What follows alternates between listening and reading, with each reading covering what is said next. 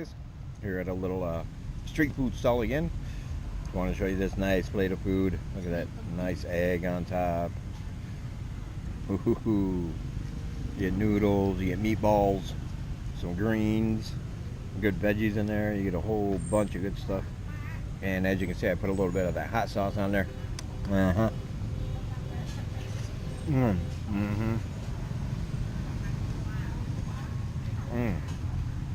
That is a good shit.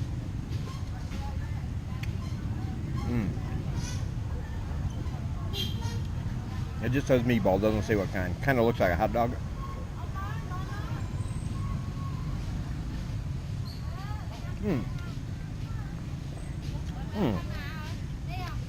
Doesn't taste like a hot dog though. Not sure what that is. Whatever it is though, it is delicious. So I shared that with you. Later. Folks, this is the place I just ate at. Yes, I recommend it. Had some of that lock beef. And then of course I had the stuff I showed you earlier. It was all very, very delicious. And yummy. And filling. And it's right down here. Don't know where this is. It's right across from that Watts. Right there. Right across. Sit in a little stool like that over there. A little table.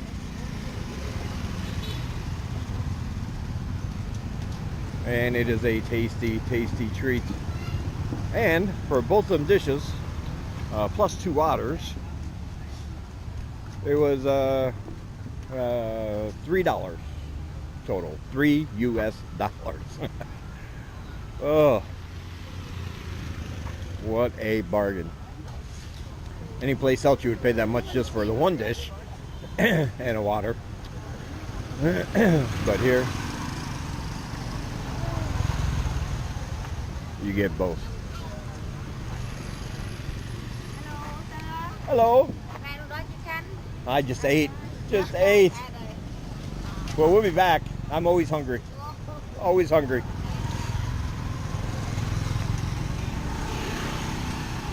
And if you want, you can get Swenson's or pizza. But you would be doing your stomach a disservice.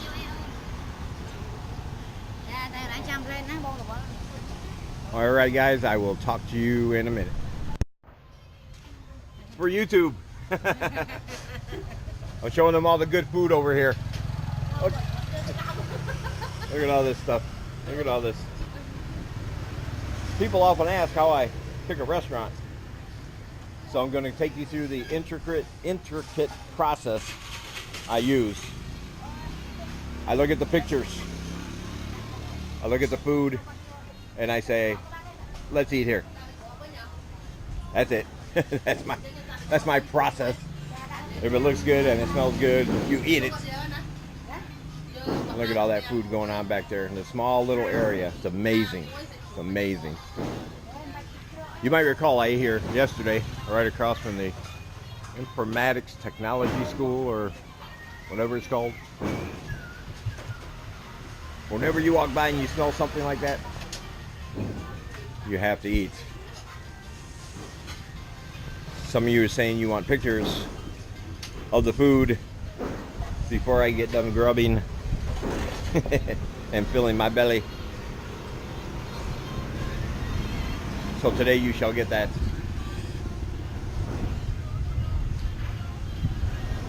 They have a variety of restaurants down the street. Right across the street there, you can see it's a little fancier sit-down place. Those seem to be on that side of the road. And then on this side of the road, like even right next door, are the little street stalls. Of course, when you come in, you got all the things you will need. You got the pepper, you got some, I believe that's salt or sugar. It's not uncommon to have a sugar. They put sugar in a lot of things here. You got your various, there's some fish sauce, soy sauce, I'm assuming, and all of your utensils sitting there in water, ready to be used. Here comes the rice.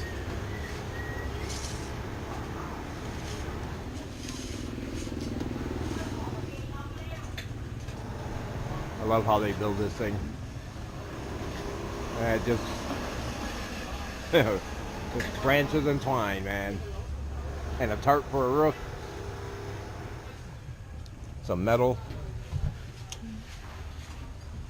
Put a couple fans and it works.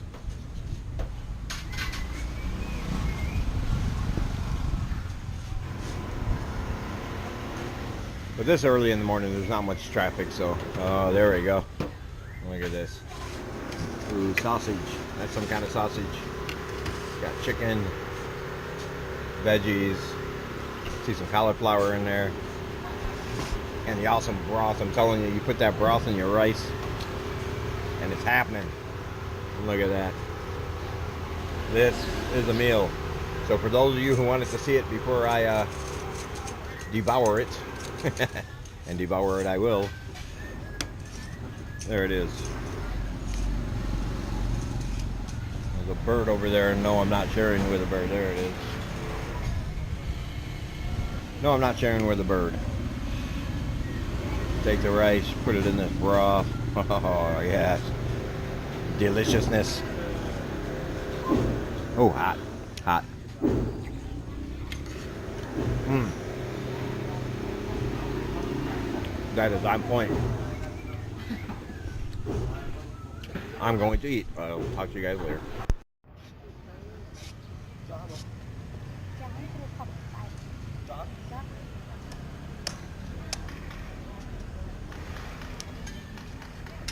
And that, my friends, is how you get coconut water.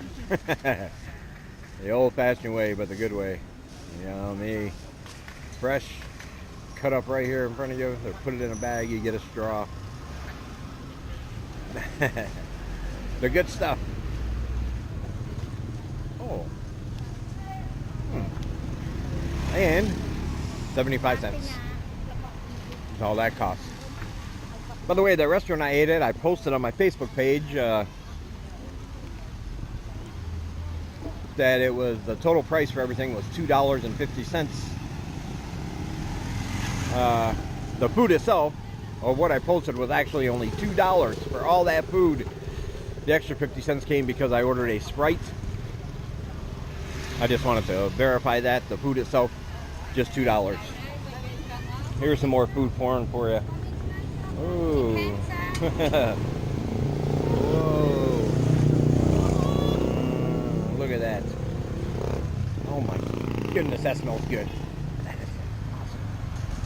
If I hadn't just ate, I would take a full rack of that chicken. Don't know what spices they use on there, man, but it smells so amazing when they're being grilled. And the sausages that I just had for breakfast, those are Khmer sausages.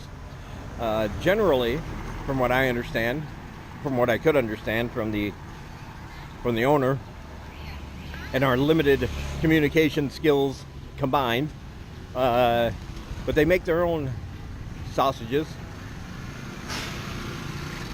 They buy the animal, they butcher the animal, they dry it, they cure it, they case it, they cook it from beginning to end. It has and the spices, I'm still not sure. It does not taste like a Western sausage. Like if you bought a smoked sausage package at a store, it would not taste like that. It's a richer, more flavorful kind of sausage, in my opinion. Unique spices in there that I didn't recognize, which is okay.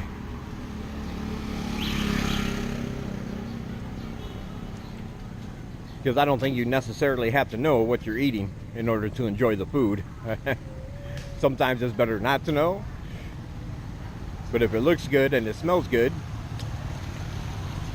just take a chance and eat.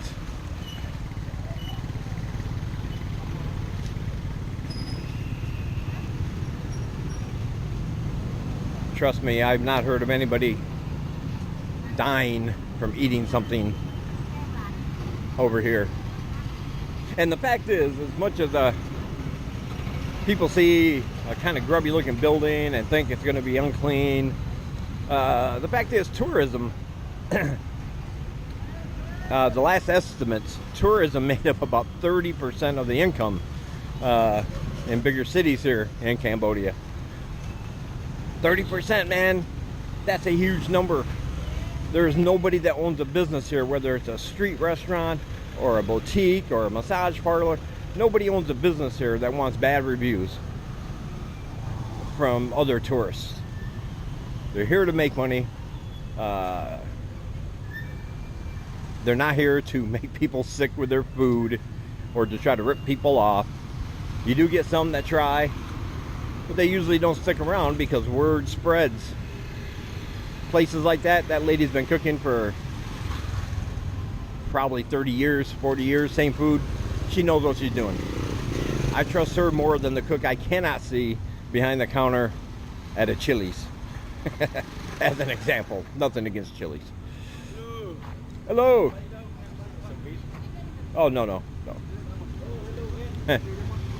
Hello again. Every day, hello.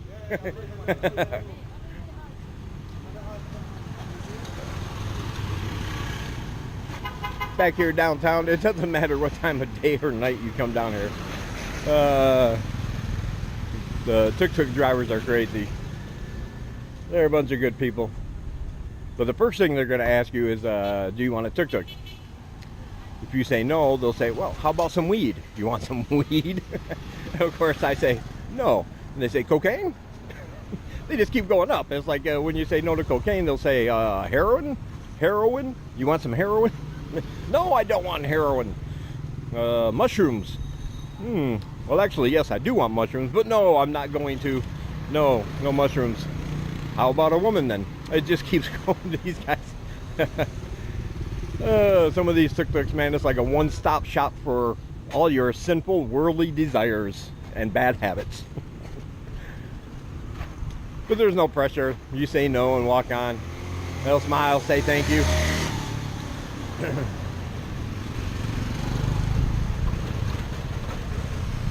But I do gotta love it. I do have to say I love it. I mean, they put an effort in, man. They really hope you take something that they can offer, make a little bit of money.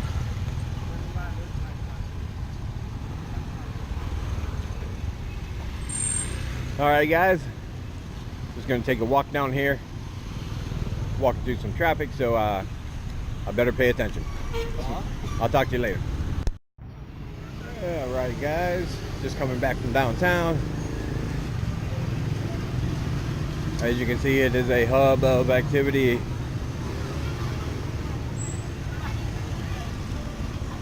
It's a nice day. People are out. Not too hot. I mean, comparatively, it's hot, but not. There's a slight breeze blowing, and when you're in the shade, it feels pretty nice, actually. Of course, if you're not used to it, you would say it was really hot.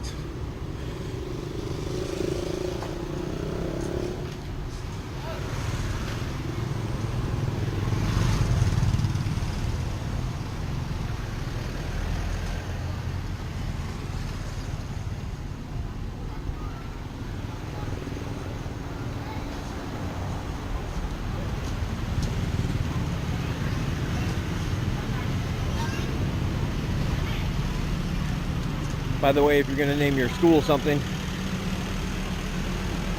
I would recommend that. Smart Kids International School.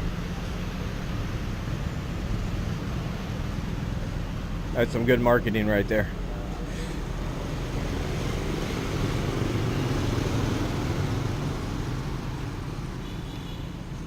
I'm sure somewhere there's a mediocre kids. And the not so smart kids international schools.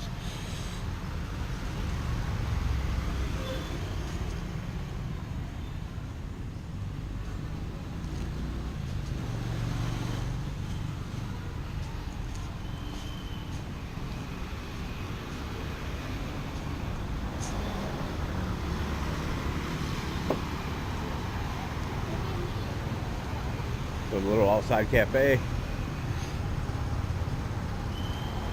Well, inside, outside.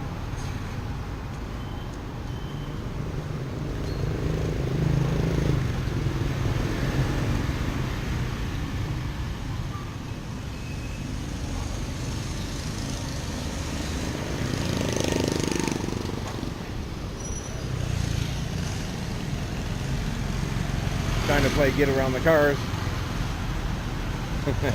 before the big things come driving along.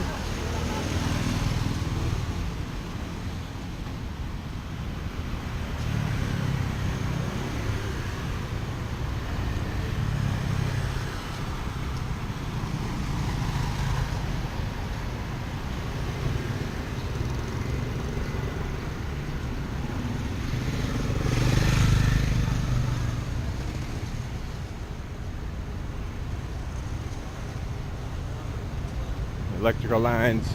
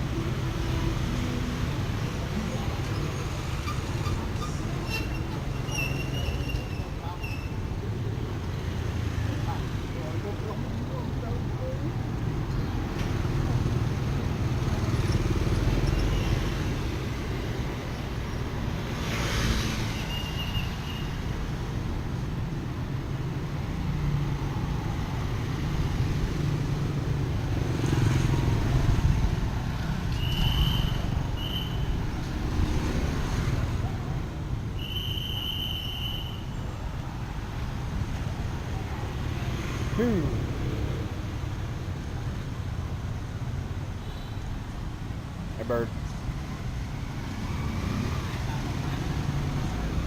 There's the high zone. Don't get excited. It's just karaoke.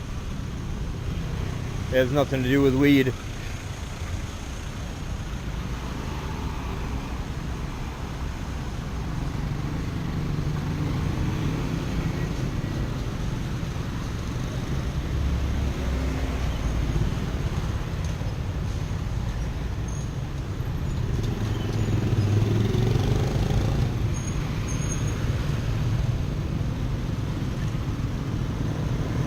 There's something you don't see every day, a turn signal.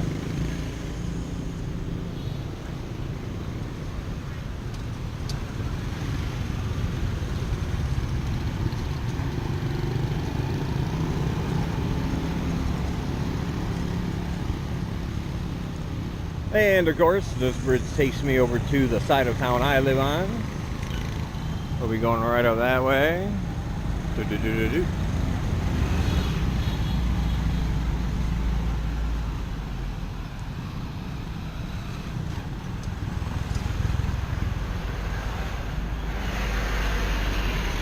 Could go straight here,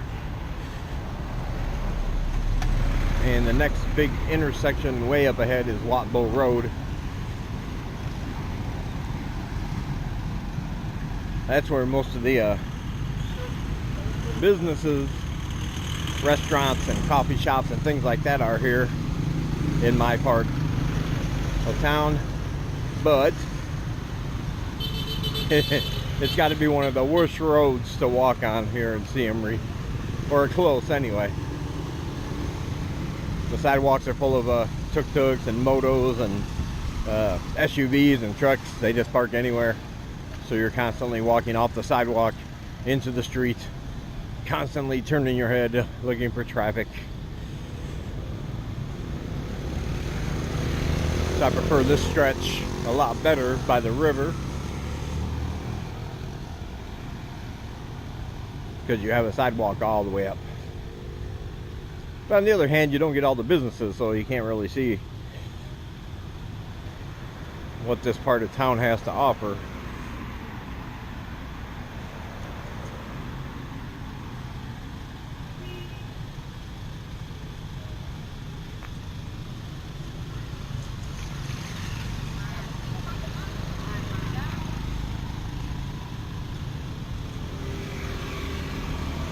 The only businesses along here really seem to be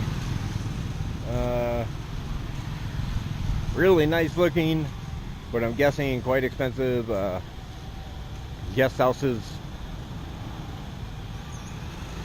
There are a couple restaurants, but again, they're on the higher end of the price spectrum because they cater to tourists and travelers.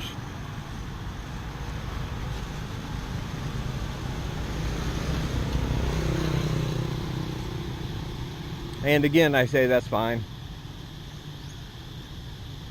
Everybody comes here for a different reason. Some people are just passing through, want to have a good time for a few days.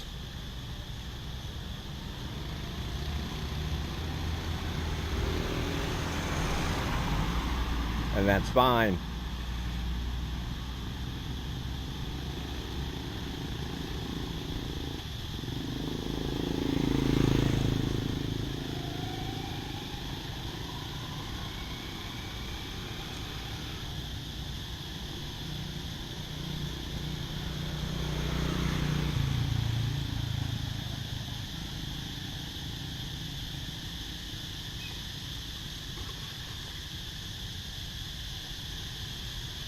This part of the river at night,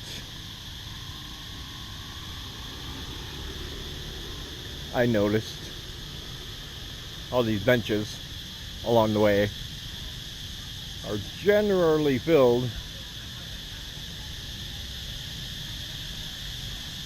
Some people are reading, some people are on their phones, some people are just sitting and relaxing, but a lot of them I noticed are occupied by young couples who are trying to engage in a bit of amorous activities.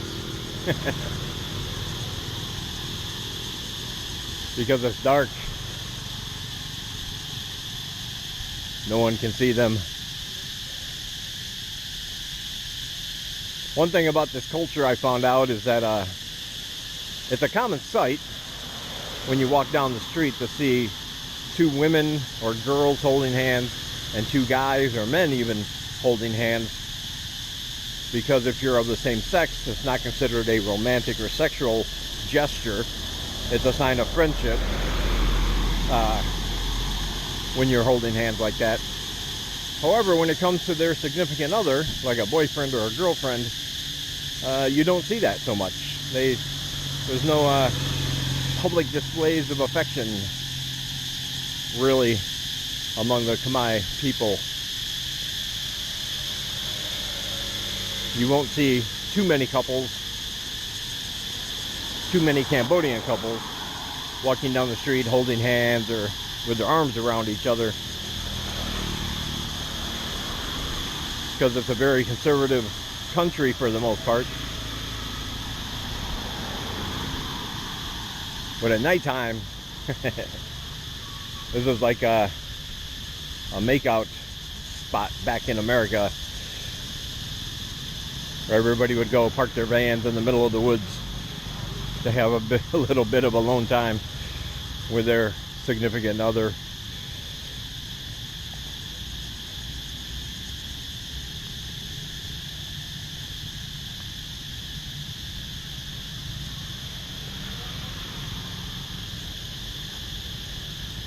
And we're gonna have to wait for this traffic.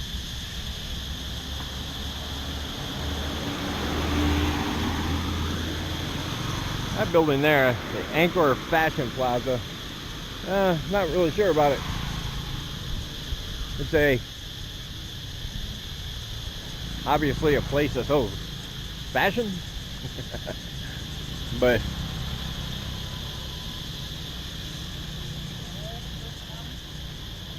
just seems like a big, huge place for something like that. Almost has a warehouse type look.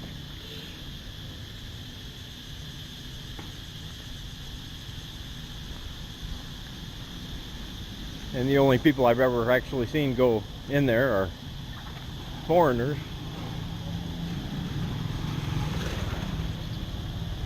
I'm not saying they're the only ones that go there and shop, but they're the only ones I've seen when I pass by.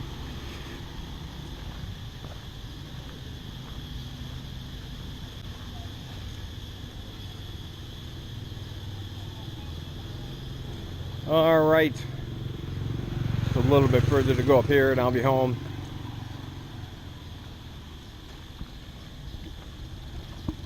I will end this vlog here.